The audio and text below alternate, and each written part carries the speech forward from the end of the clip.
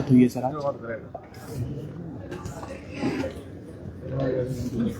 आज भारतीय जनता पार्टी का हमारा पूरा विधायक दल महामहिम राज्यपाल महोदय जी को मिला है और मिलकर के हमने अपनी बात उनके समक्ष रखी है कि जिस प्रकार से विधायक इंस्टीट्यूशन को पिछले 3 साल के कार्यकाल में हर दृष्टि से कमजोर किया गया और ये मैं कहूंगा एक तरह का जलील किया गया, ऐसा आज से पहले कभी देखने को नहीं मिला। जब बजट सत्र आता है, बजट सत्र से पहले लंबे समय से हिमाचल प्रदेश में एक परंपरा रही है कि विधायकों को बुला करके अपने क्षेत्र के लिए विकास की दृष्टि से वो अपनी प्राथमिकताओं पर बात करें और वो प्राथमिकताएं तय करें और विधायक 50 जगह से आगरे आने के पश्चात जो है वो 3 स्कीम विधायक प्राथमिकता की पीडब्ल्यूडी डिपार्टमेंट में, 3 स्कीम जल शक्ति विभाग में डालने के लिए अधिकृत होते हैं। हम पिछले 3 वर्षों से विधायक प्राथमिकता में अपनी प्राथमिकताएं दर्शाते हुए लोगों के बीच में बताते हैं कि हमने ये स्कीम्स आपके इस क्षेत्र की सड़क की है, चाहे पुल है, चाहे वो पानी की स्कीम है, वो हमने विधायक प्राथमिकता में डाल दी। लोग उम्मीद करते हैं कि हमने जो डाला है, जो प्राथमिकता में जो डाला है, उसको बजट आएगा। लेकिन 3 साल के कार्यकाल में विपक्ष के विधायकों की ओर से दी हुई प्राथमिकताओं पर जो डीपीआर बनने का काम था वो पूर्ण रूप से बंद किया हुआ है। उसमें कोई डीपीआर नहीं बनाई जा रही है। अगर कहीं डीपीआर बनी भी तो नाबार्ड की स्वीकृति के लिए उसको भेजा ही नहीं गया।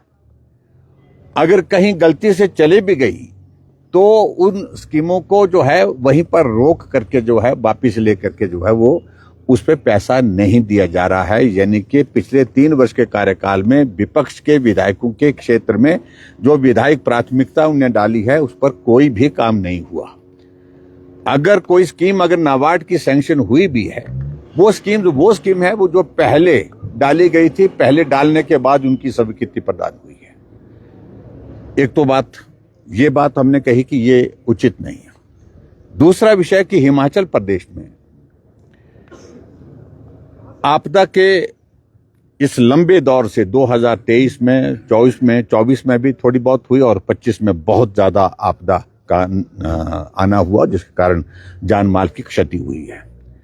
विधायकों को विधायक निधि मिलती है अपने क्षेत्र के विकास के लिए, 2 करोड़ 10 लाख रुपए मिलता है। अभी अगला बजट सत्र आने को है लेकिन अभी तक विधायक क्षेत्र विकास निधि की सिर्फ 2 इंस्टॉलमेंट यानी कि 55 लाख की 1 करोड़ 10 लाख रुपए स्वीकृत हुई है। बाकी अभी तक जो है आधी विधायक क्षेत्र विकास निधि का पैसा अभी तक जारी ही नहीं हुआ। और उसमें भी दिलचस्प बात यह है कि आपदा में जहां लोगों के बीच में जाकर के हम लोगों के जो नुकसान हुए हैं उसकी भरपाई करने के लिए, उसके रेस्टोरेशन के काम के लिए वो पैसा हम खर्च करना चाहते हैं। हमने चिट्ठियां डाल दी हैं।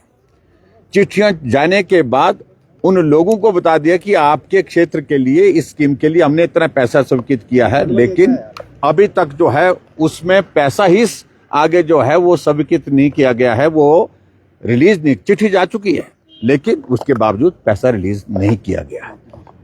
ट्रेजरी से पैसा रोक रखा है। इसके अलावा आगे और बढ़कर के बात आप अंदाजा लगाइए कि विधायक इंस्टीट्यूशन की हालत क्या है। हमको ऐच्छिक निधि मिलती है।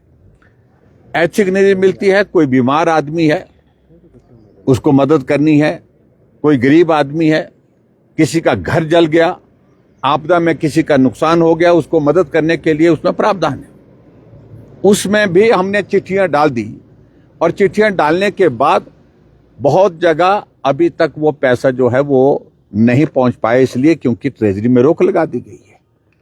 यानी कि विधायकों का अपमान इस प्रकार से हो गया, विधायकों पर लोग भरोसा नहीं करते।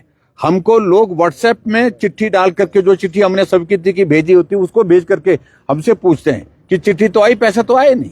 उनको लगता है कि विधायक झूठ बोल रहे हैं। तो विधायक इंस्टीट्यूशन जो है पूरा का पूरा इस सारी चीज को लेकर के चिंतित है कि हमारी क्रेडिबिलिटी पर एक बहुत बड़ा प्रश्न खड़ा हो गया क्योंकि हम एक चुने हुए प्रतिनिधि के नाते जो काम करना चाहते हैं उस काम को करने की स्थिति में हो नहीं पा रहे, क्योंकि सरकार उसमें पैसा रिलीज नहीं कर रही है।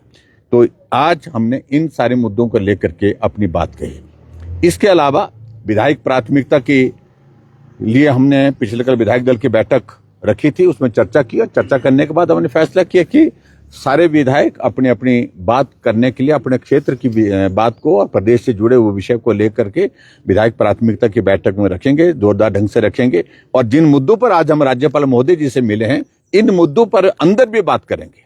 और उसके बाद मीडिया को भी हमारे 4 जो हमारे सेक्शन जो बने हुए, जो ग्रुप बने हुए हैं, यानी कि 4 बैठकें होंगी एनुअल प्लानिंग की बैठकें जो 4 हैं, तो चारों बैठक में एक एक हमारा प्रतिनिधि जो है विधायकों में से आप मीडिया के सामने जो है जो अंदर बात कही है उसके बारे में जिक्र वहीं पर करेगा। विशेष सत्र भी सर आरडीजी जिस तरह से बंद किए उसको लेकर सरकार ने यहाँ पर बुलाने को लेकर राज्यपाल को प्रस्ताव भेजा है 17 फरवरी को। विपक्ष जाएगा उसमें, किस तरह से देखेगा? देखिए, अभी तो प्रस्ताव गया है उनकी ओर से, सत्र होता है कब होता है अभी हमें जानकारी नहीं, हमें सुनी है, आप लोगों से ही जानकारी हम प्राप्त हुई है। जब सत्र का नोटिफिकेशन होगा, नोटिफिकेशन के बाद हम विचार करेंगे जाना है कि नहीं जाना है। जा करके अगर हम जाएंगे तो सही है, हम अंदर जाएंगे तो तय है, अगर सत्र बुलाएंगे तो अंदर बात रखेंगे। और रेवेन्यू डेफिसिट ग्रांट पर अगर बुलाएंगे तो मुझे लगता है वैसे तो बजट सत्र जो है वो अब एक्सपेक्टेड है, किसी समय में विशेष सत्र बुलाने की बहुत ज्यादा आवश्यकता नहीं।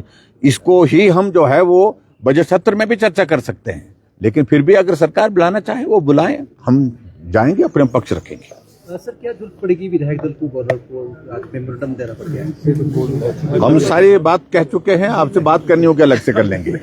Thank you.